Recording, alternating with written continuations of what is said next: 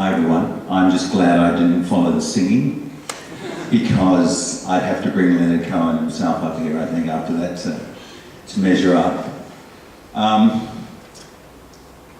knew Barrie 30 years ago and I was 18 and I was fresh out of the ATI journalism course, and I was one of the only guys who went from the course into radio, because back in those days radio wasn't really journalism at all.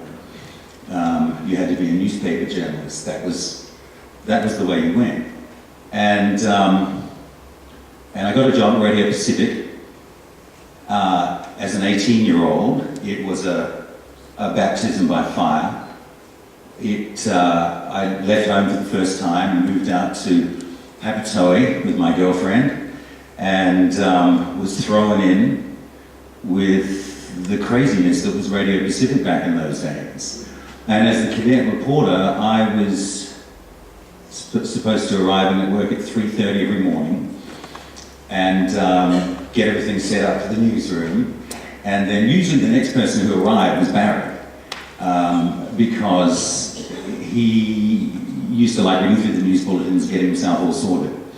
And look, also, before I carry on, it's a testament today to how legendary, and I know a lot of you people know Barrie from church and personal life, but the man, and Phil touched on it a little bit, but Barrie really is a legend. There's not many people around in radio in this country who are thought of in the way that Barrie Crichton is. And will always be, because his voice will live on. And sitting at the back there with me are two legends as well.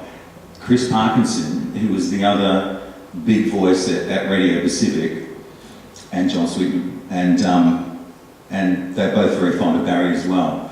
So Barrie was given the task of teaching me how to newsread.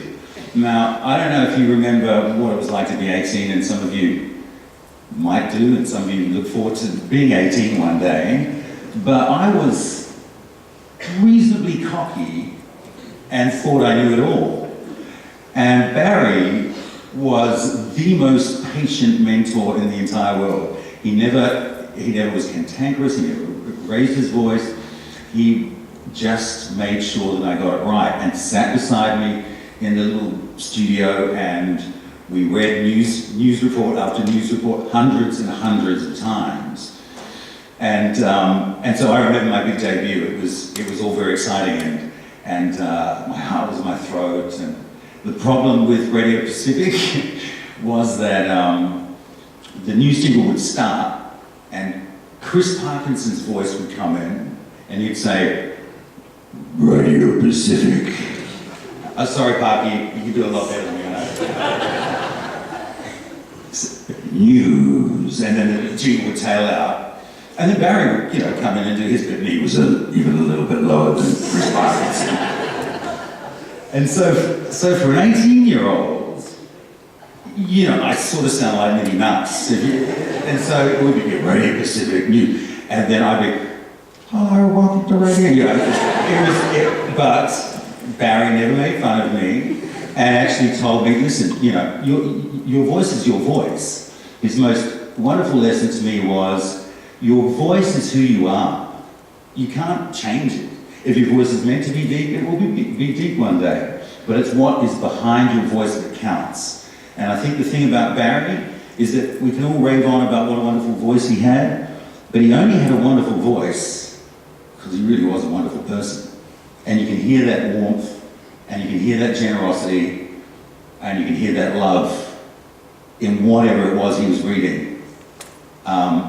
And I'm proud to say that Barrie kicked me on my way through my radio career, and I remember him fondly, and always will.